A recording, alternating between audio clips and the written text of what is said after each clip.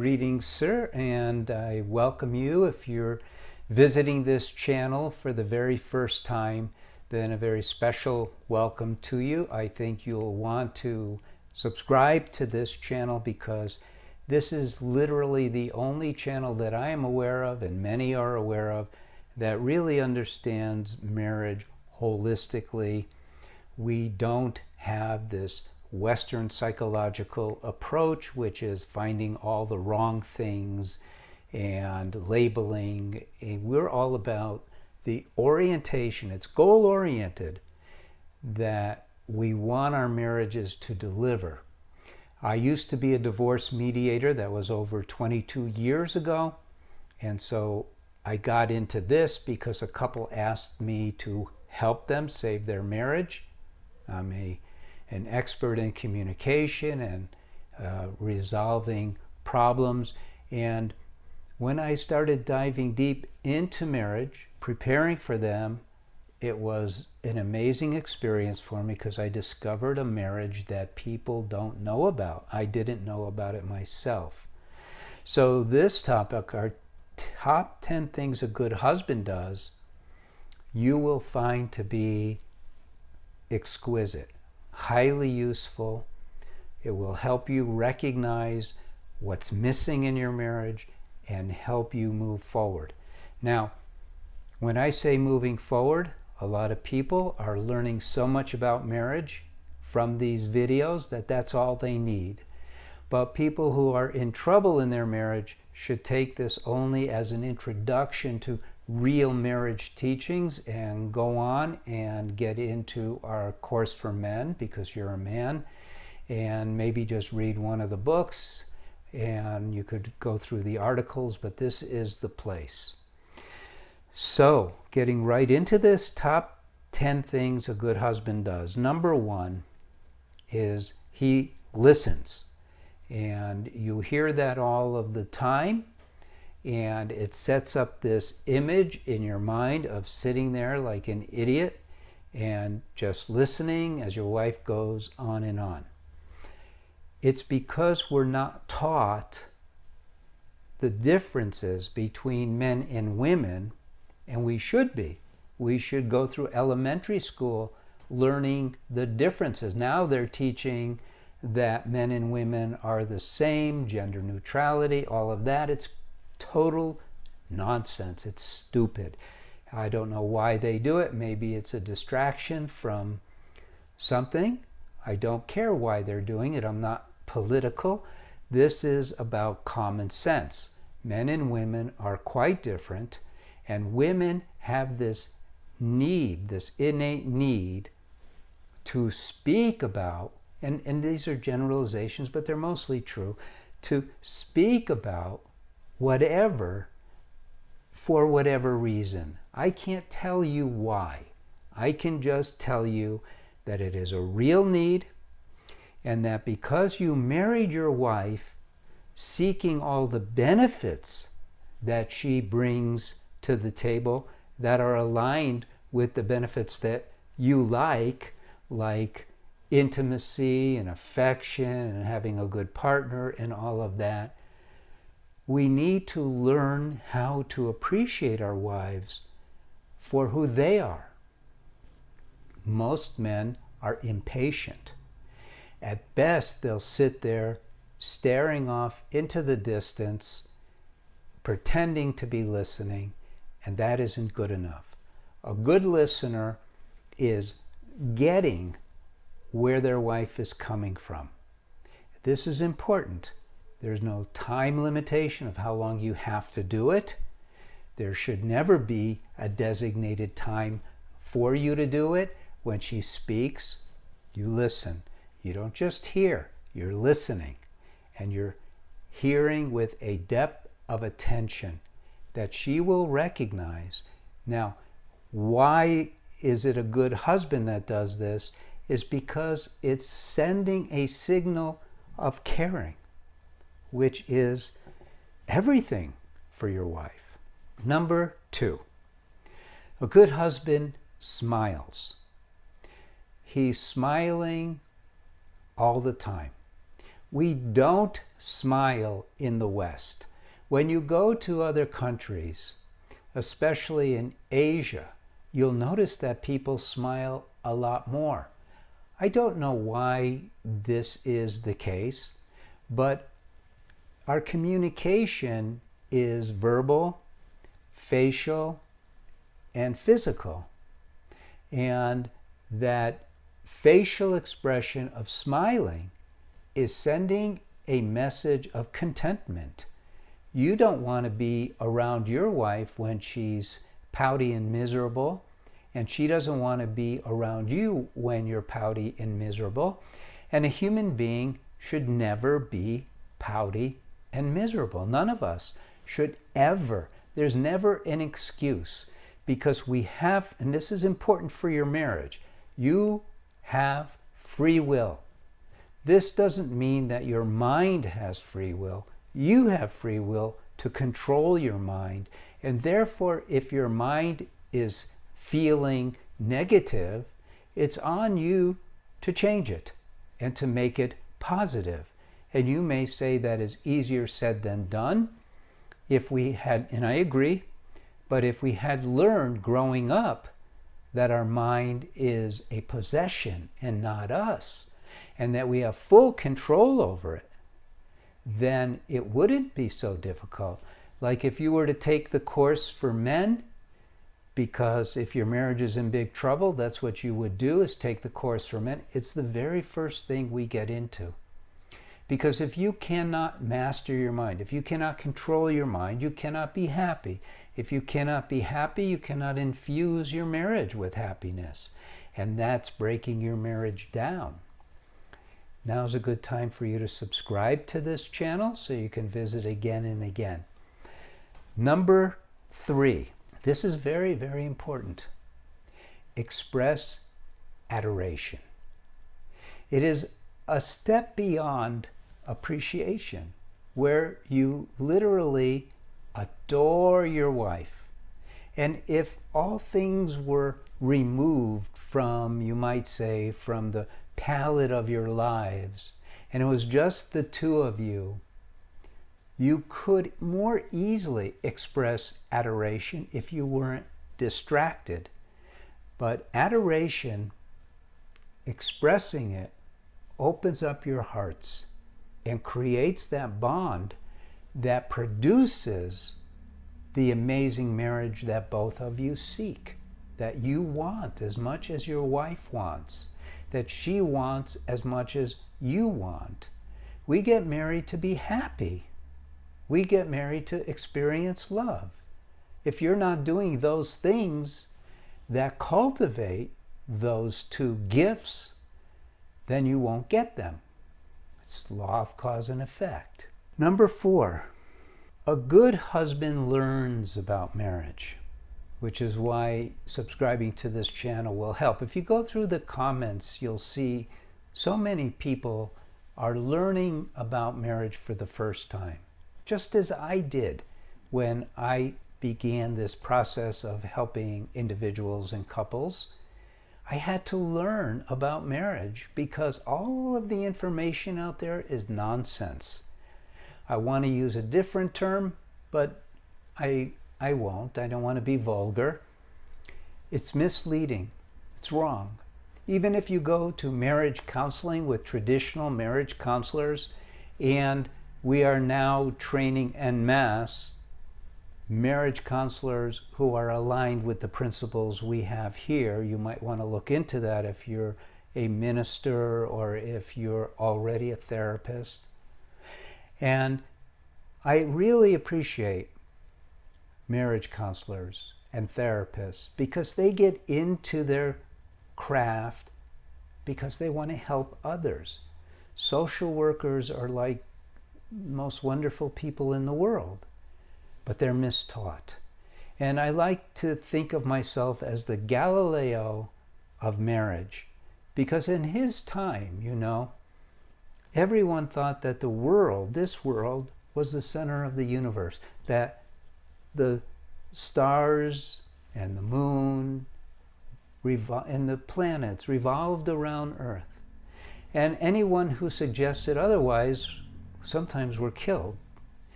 And he waited until much later in his life before he proved his contention that we're just another planet revolving around the sun, etc. And because of his fame, they didn't kill him. They just imprisoned him in his home for the rest of his life. He knew what was coming. Fortunately, we don't have that these days. So I think of myself as the Galileo for marriage only because of my discoveries, not because I have to be a martyr. Although if you read some of the comments that come to me, you would think that I was. I mean, people get really insulted when they hear the truth sometimes because it's going up against beliefs. And people were funny about our beliefs. We're very protective of our beliefs, even when they're wrong.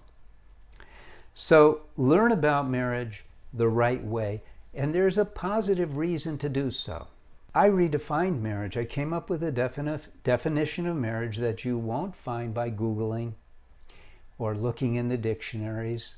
Those will all give you some mundane definition. But in truth, what is marriage? Marriage is an individual spiritual path, this is not religious, that two individuals, soulmates, take together. What is a spiritual path? You have to ask. And it's a path towards happiness and love. That's the bottom line. You could say God, but what's the difference between love and eternal joy and God? God is that and created that. And so he's given us this gift wherein we can have that in a microcosmic world, all our own, just you and your soulmate. And the benefits are so ridiculously amazing that you cannot even believe it until you start doing what you're supposed to do. And then the cause and effect takes place, and you experience marriage and you go, oh my God, I had no idea. I still say that every day. Because when you're running your marriage correctly, you're thrilled to the bone constantly. You're floating in this world of joy and love. Your wife is. Together, it's like an explosion of joy. You don't even have time for friends anymore. I mean, you still have friends and stuff, but you really just want to be with your soulmate and enjoy every moment. And you do when you know how. Use the illustration. And I used to use this when I spoke at a divorce support group. I was a divorce mediator, so I had some access. And I would say to the guys, I go, look, you don't really know anything about marriage. And they look at me like I was an idiot because some guys had been married for 25 years and they were now getting a divorce. And yet they thought they knew about marriage. They just made some excuse for why theirs wasn't working. Well, the truth is their marriage wasn't working because they didn't know how. Their wife didn't know how. It's ubiquitous. Nobody knows how. And so I said, look, here's some keys to a helicopter. Who wants to take it for a flight? And, everyone got a smile on their face. Well, what's coming here? Well, what was coming was, look, I'm a pilot, but I don't know how to fly a helicopter. I wouldn't start up a helicopter and get in it and pretend I knew how to fly it because I know what could happen. There's people who have died trying easily. They don't even get off the ground. The helicopter just starts spinning and they're dead. And it's a mess. Marriage, when you know how, will lift you above the mundane world that we live in, that we have to operate in. It lifts you up into a higher strata of love and joy. It's what it does, but none of us learned how growing up. So, you learn about marriage and you'll be surprised. Now, if your marriage isn't in trouble, just get one of my books. I wrote 2 books, Both of them are similar. One is a little more advanced than the other. One is Lessons for a Happy Marriage. It's the first one I wrote. And the second one I wrote is called Breaking the Cycle. Look at the reviews. Go to Amazon, see how people like it and why. And maybe you'll go, okay, it's worth a try. But if your marriage is in serious trouble, you really need to take the course for men. All right, now, number 5. The man who knows what he's doing strives for ever increasing love, but mostly for inner happiness. You can't get your happiness from your wife. It's not the way it works. Happiness is an inner experience caused by a couple of things. It's critical that you learn how to master your mind so that it's not running you with its habitual reactions and instincts, but that you're running it. So you have control over the state of mind. But next to the mind is you, the soul, who owns the mind. That's in perpetual happiness. And we need to strive to experience that. And you can do it. All of us have that ability because we all have free will, we have volition, and we know that deep joy exists.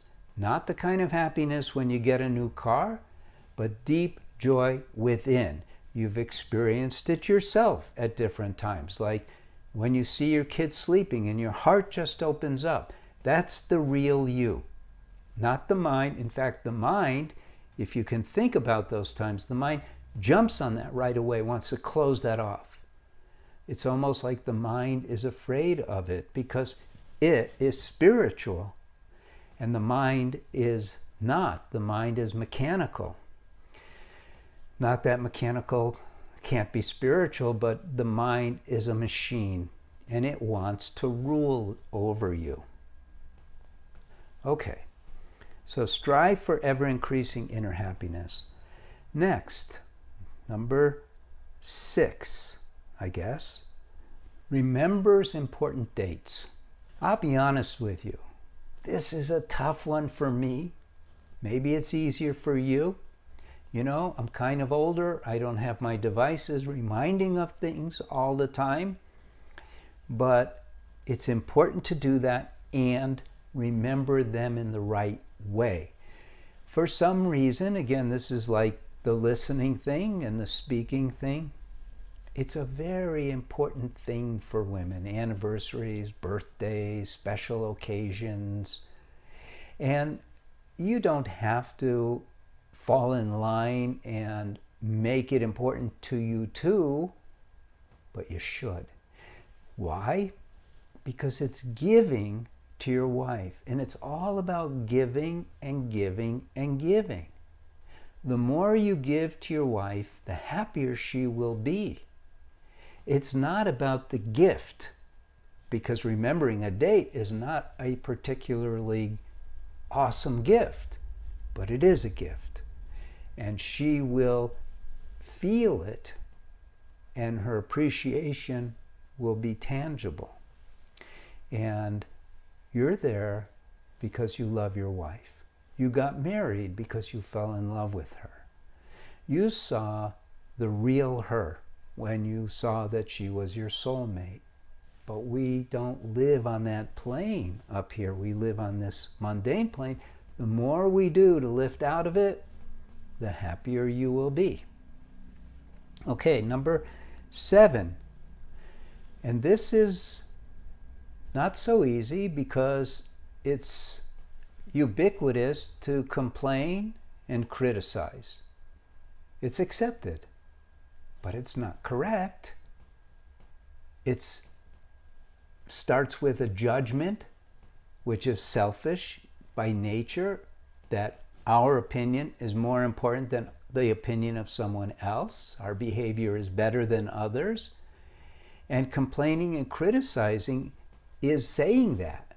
I'm smarter than you. I'm better than you. Well, who wants to hear that? So refusing to allow your mind to entertain those thoughts, which in turn helps you restrict what comes out of your mouth. So that's what that is all about. It's about being a gentleman. It's about being a lover. It's about being her protector instead of her antagonist. Number 8, a good husband eliminates anger entirely. The world thinks of anger as just something that happens, but it's not just something that happens because we have free will. We have to be open to it. And anger, it's a very low reaction to things. It's primitive, it's primal, it's instinctive. We're not. We're a soul. Our bodies are not a soul. Our bodies are biological. We own it. The biology introduces fear because the body's all about self-preservation. And so the body, to protect itself, tells the mind, hey, we're in danger, fight in any form. That's anger. It is, you might say, the equation for anger comes down to not getting our way. But our way in this case is not the way of the soul, it's the way of the mind. You need to draw the line, recognize it's the mind, and not allow anger ever again. Now, my wife and I talk about this because we run into situations and she sees that I don't have anger. So I'll give you an example. The other day, I had a cough, still do, and I needed some medicine. And so she had an appointment at her OBGYN. We went in and I asked her, may I get a prescription from you? And she said, I can't do that. And so I turned and went away. And she said to my wife, I'm really sorry. He's angry at me. And my wife said, no, he's not. He just left because I have this appointment. And she came out and told me, I said, no, I'm not angry. And so we came out. Next door, there was a drugstore. I asked if they had a particular drug. It was kind of a strange drugstore, you might say, but they gave me prednisone without a prescription. And so I don't have anger anymore. Now, I say that, and I will tell you that at times the anger will come out, but I shut it down. I don't allow it. Certainly, I don't allow it in front of or toward my wife because I'm her protector, and that's biological in its roots. You know, we're a combination. We still have biology, but we're souls. But I don't allow my biology to take over my soul. That's insane. And so I don't allow it. And I've been eliminating anger for many years. You have to start somewhere. But you can draw some heavy lines. And your first line should be never be angry in front of, not just towards, but in front of your wife. That's what a good husband does. Payback, you know, you hear the expression, payback's a bitch. Don't forget that cause and effect works two ways. So payback could be bliss. And it is in my case. Okay, number 9. Good husband notices his wife's beauty. So men, we have our strength, whether it's physical strength, or whether it's moral courage, or whether it's fearlessness. That's what men are in the nature scheme of things. Women are the heart. They're to be protected. That's how we are designed by nature, and it works. So her strength one of the facets of her strength is her beauty. You could say it's a manifestation of her feminine soul. The soul is attired, in her case, in a feminine form, and that feminine form is beautiful. I mean, why would you marry her if she weren't beautiful? Acknowledge it all the time. Tell her how beautiful, and she'll say, oh no, you don't have to tell me that. Da, da, da. Tell her anyway. Tell her how beautiful she is. I tell my wife that, and sometimes she says, you know, it's too much. And I say, your beauty is too much. It blows me away. And it's real. I don't want to manipulate her. I want her to know that I see her beauty. It's recognizing from her point of view who she is. Now, I'm not saying be so pushy that she's running away from you, but be determined to express that often, at least once a day. Okay, number 10. This is the big one. A good husband learns to open his heart. Men don't open their hearts as easily as women. Now, women in our culture, I'm talking about the Western culture, have a difficult time opening their heart because there's no training for it whatsoever. Women have a difficult time opening their heart because they've become over-sexualized. And it gets in the way because naturally when a woman opens her legs, she's opening her heart, but that's not happening anymore.